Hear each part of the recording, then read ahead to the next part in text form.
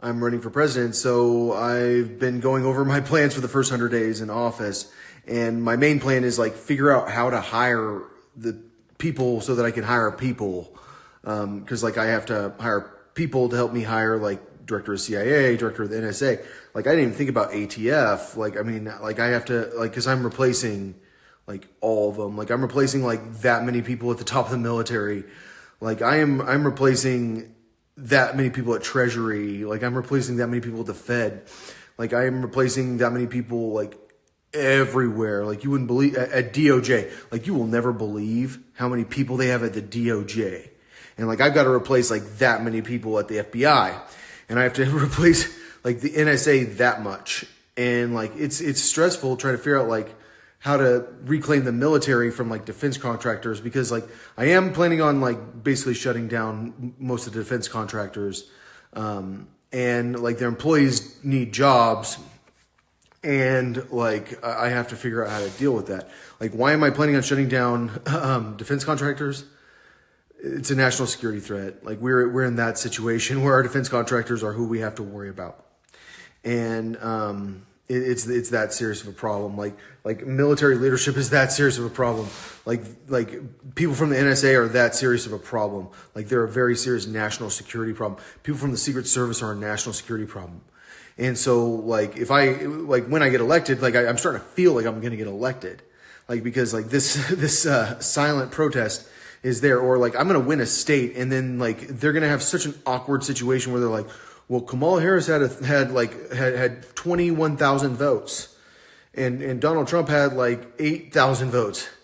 Like, how did we have that many votes? Like, they're gonna have to like explain like why none of the votes went to those people, and the censors are gonna have to be like, oh well, yeah, we didn't notice that like we were acting like we were actually having an election. So like we have to withdraw a lot of troops, and we have to deal with NATO, like which means like we're leaving NATO, and like we're going to take a defensive posture in the United States with our military. And so like I've been talking about this saltwater river to desalinate water, and we moving the saltwater to a higher elevation. And if that's the case, we need to bring in a lot of military ships, and then like but they have to be modified military ships to pump the water. And so I want to put them there, but the more I think about that plan, like I keep thinking that like the easiest way to do this is like having digging out inland. Like we're inland, we're digging so deep that the water can flow in, and it's like, and we got the ocean inland, and like and that, but like I don't know exactly. So as I'm planning what to do in my first 100 days as president, like I hit the Elon Musk, Jeff Bezos, Mark Zuckerberg problem, especially the Jeff Bezos problem, and like the like I need to figure out what's up with Walmart problem. What was the first time I ever got in trouble? Well, when I was like 4 years old or 3 years old, I was shoplifting cigarettes from Walmart. They didn't notice my age. So like I'm one of those people that has experience with Walmart. I have experience with Albertsons, like in Monument. Like I know that security guy because I used to shoplift so much. Or I knew him, and like I have to like figure out like because Safeway is Albertsons, right? I don't know, like I don't think they used to be Albertsons. They are now. They might not have been back before. Like I got to figure out like how to make sure that our grocery stores are still working while we're like figuring out who the sex traffickers are, because it sure seems like those sex traffickers have like an unlimited amount of money. Because they're that being the drug trafficking also. So like, but like I've got to restructure the NSA, CIA. Like I've got to figure out like how to deal with Google and Microsoft. Like we're in like that serious of a situation with Google and Microsoft. Like clearly like Google has been involved with like the sex trafficking. Like that's why my Google doesn't work that much. Like that's why Google is like kind of creepy sometimes. And like clearly it seems like the sex traffickers want to control Microsoft that much. And so, but then we also have to remove media heads while making, like, so like, what it feels like is that we're going to end up taking Google, and like the amount that's owned by that group of people is going to be basically like American owned. Like it's going to go towards taxes and stuff like that. And it's the same thing with Elon Musk's assets, and like it's the same thing with Mark Zuckerberg's assets. And it's the same thing with other people. And so like that's a technical problem, and like that's a military/police problem, and like that's a SWAT team problem, that's a hard problem to deal with. So I've been talking about buying 7-Eleven and like remodeling it and like using it as a vending machine store and having like it sell stuff, like and supply stuff for the government, because like I have to have like distribution centers for certain things like food and like, but I don't think that's going to be enough. But I do think that if we might end up taking Albertsons. Like I wouldn't be surprised if we take Albertsons or Walmart. Like if like the investigation leads to the point that we're like Albertsons and Walmart are not owned by the Waltons and by whoever, and HEB, like they're from Kerrville. So, like we could very well like confiscate all those. And so when we talk about like owning 7-Elevens and buying 7-Elevens for $41 million, so I think it's really hard taking over like that many companies, and it feels like we're gonna end, like the government's gonna take over that many grocery stores.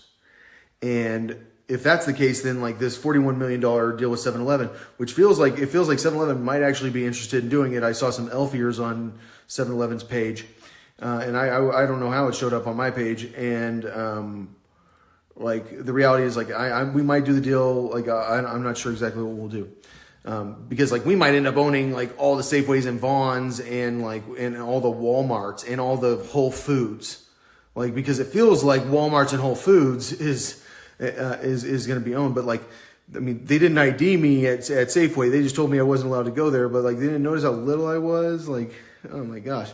Like, I mean, it's a weird situation.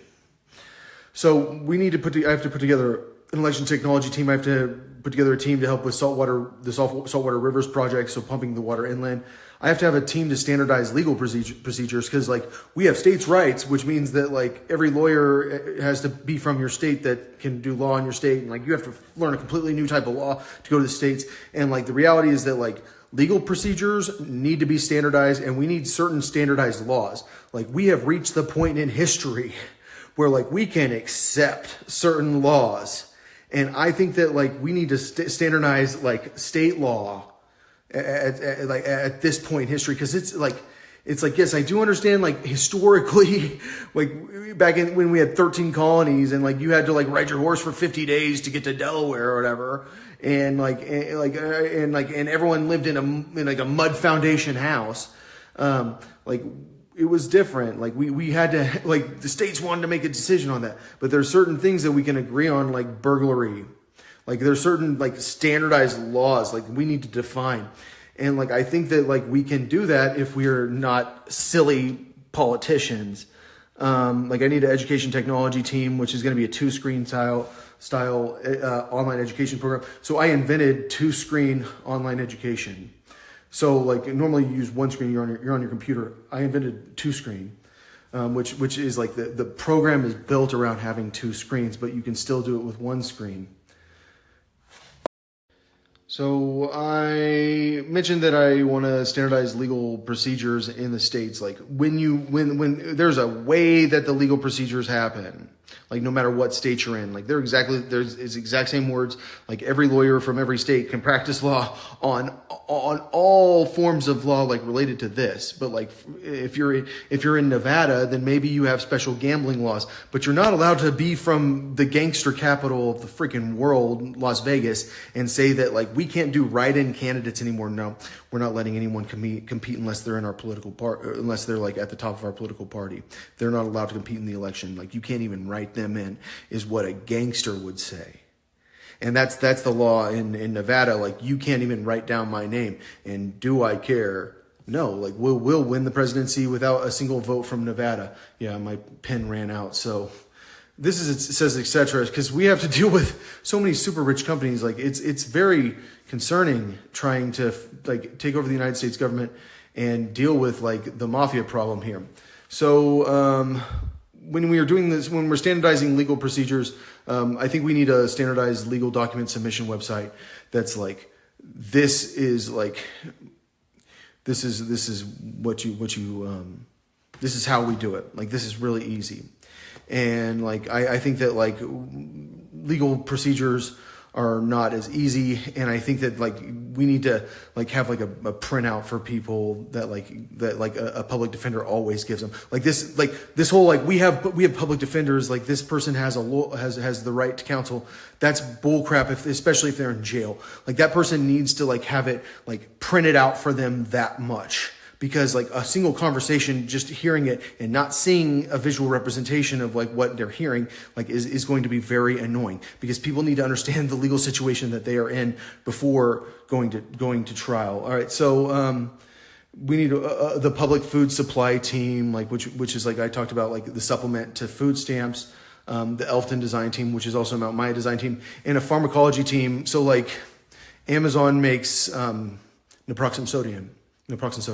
People make generic Tylenol. People make generic like Claritin and Zyrtec.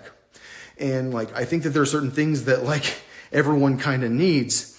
And so when I talk about like taking certain companies and like and the government is like literally like owning those companies, but they're nice. Like I'll make sure they're even prettier than they are now. Like they're nice places to shop. Like I think that like the supplement to food stamps should also include a supplement to like generic drugs, like Zyrtec, maybe even, or like we might even make.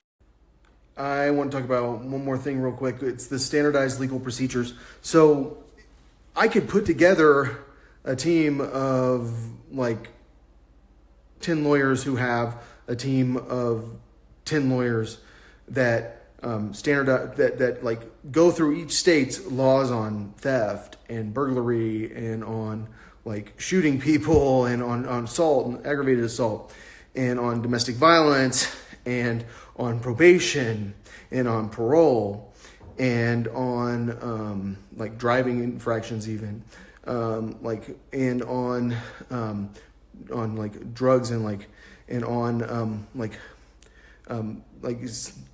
business licensing even. Like we could standardize business licenses. What? No, we can't you just go to a website where you do business licenses? Yeah, well, you actually go to a website for a lot of things, and it's where we have a legal document submission website, and it's nice looking, and then you click on your type of law, and it says real estate law, and then you like you can even search for like a construction permit, like for a residence, or a residential construction permit, and you could search for whatever, but like you could also search for evidence submission, and we can standardize evidence procedures, because like I think like the fact that like you have to find someone from Wyoming to do your state's law for you. When you get in trouble, you're talking about a state with that few people that are that spread apart, and like you can't understand what's going on without having a lawyer know the procedures of that individual state. And to me, I think it's unconstitutional to not know the law. And I think that like we have a lot of laws that like we don't even know are on the books that aren't enforced. And I think that like there are very easy parts of the law that like that we can handle like on a federal level. That I still think local cops will be handling that. That wouldn't be like a federal like law situation, but like I think that like I think that the way that law enforcement works is very weird, because like federal law enforcement does like the more severe crimes, and they do like money type crimes. Like you do need federal law enforcement for like counterfeit money type stuff, and for internet crimes, like and like we can standardize like internet crime law. There are a lot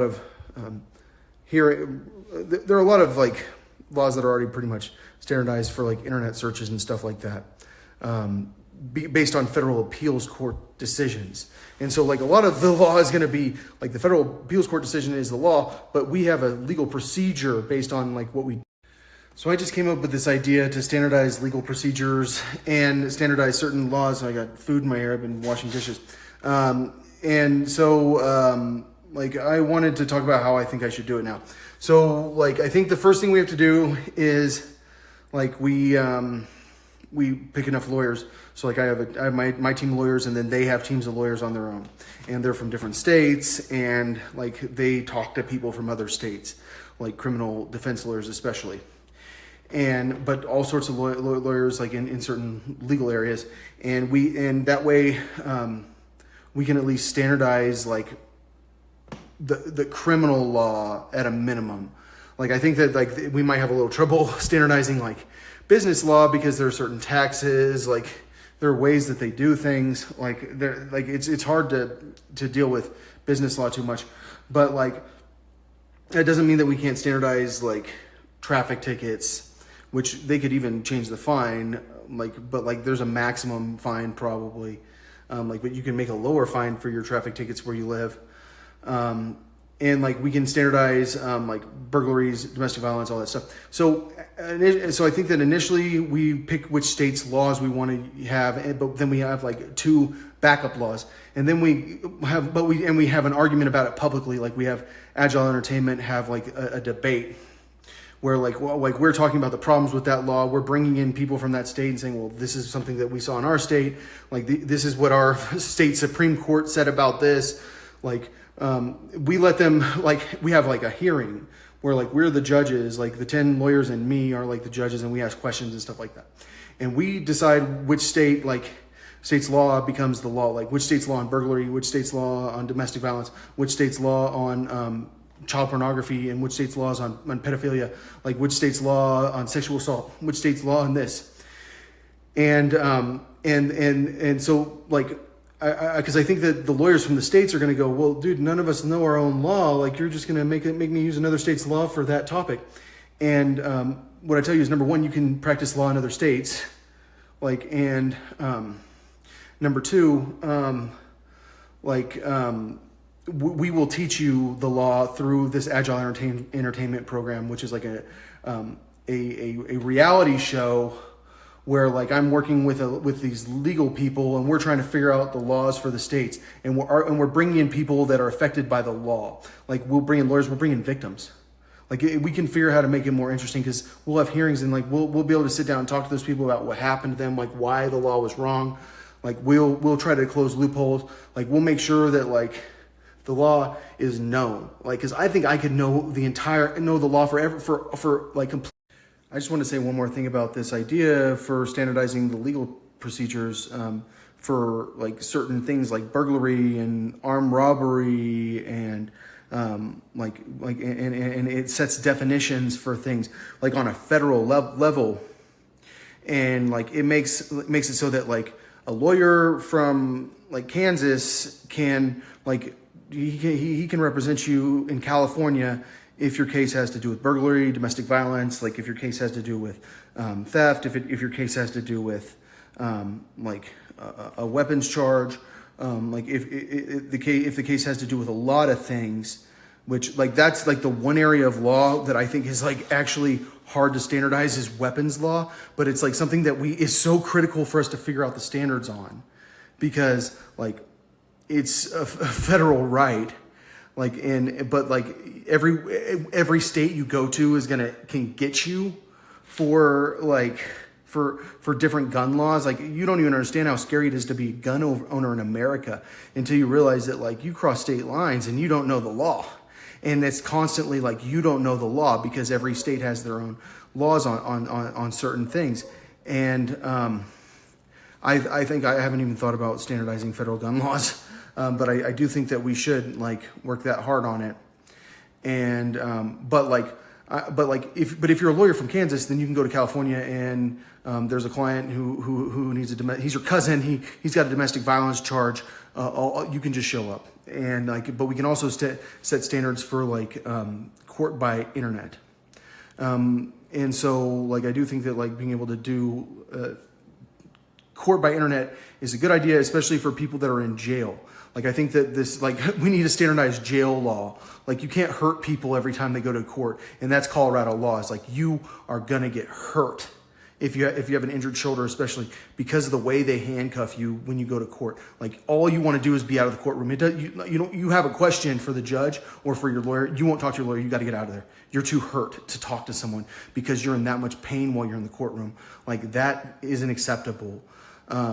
So we need laws over jails and over prisons, because this whole private prison thing, I think it's offensive to me the way that the legal system works there. Especially because of prison phone calls and because of food, because like you're setting limits on inmates' food, and like all they have to do is have enough food and they won't fight each other. Like I would have given away so much food, and like I would have been so much safer in jail. But it's like, no, you barely, you have enough food for yourself if you're a big person. Like when like you need to be able to let people give food away. So like we need to, I have to work on jail laws and prison laws. And like we're going to standardize sentencing. I wanted to talk about all the times I've gone to jail because I have no criminal record, and I think I'm like a month and a half away from the max for felony menacing without a simulated or without, like I didn't like simulate and I didn't draw a weapon. I didn't brandish a weapon. Like I wrote a letter, but generally like it's for like what it's called is felony menacing with a simulated or real weapon. Because it's like scaring someone with a gun generally. But that's what I've done like the max for, like prison time, like if I was allowed to work and stuff. And I did work in jail. Like I was like, but like generally like if I had commissary, I tried not to work because like you don't want to like mess with the guys that are cleaning crew. Like they need the food. But like, so the first time I got arrested was for a traffic ticket. Like what happened is I was in the hospital because like I had a surgery, and so like I couldn't make it to court for a traffic ticket for like not having insurance or something. But then I went to jail for felony menacing for like 2 weeks, I think, or no, not for very long. But then I got contempt of court, like which like you would have to watch the video of the contempt of court to see what my contempt of court was. And then I got poisoned, like because I had been on probation for like, but I wasn't on probation. I was like awaiting court for like years. Like for this because I got contempt of court, and then I got scared because they like everyone wanted to fight me in jail. Like they put me with the most hardcore gangster guy in the world. Like you have no idea how they gave me hard time. No one will ever do hard time like they gave me hard time. And so I decided to go with the public defender. The public defender won't even talk to me. It's just like immediately like, nope, you're incompetent. And then I proved that like I had like worked for like the Department of Homeland Security and stuff like that. And the NSA had like, well, I didn't quite prove that because I got robbed. Like I keep getting robbed. Like I just got robbed. Like because I got this other arrest for like because I was on unsupervised probation, and then my probation officer decided that she was putting me back on supervised probation because the FBI shows up, and because the moment I buy a Septuagint, like the FBI shows up. It was like the craziest thing in the world. Like I'm studying, I bought Origen's books, and like while the books, the day I could get the Septuagint in the mail, the FBI is banging on my windows.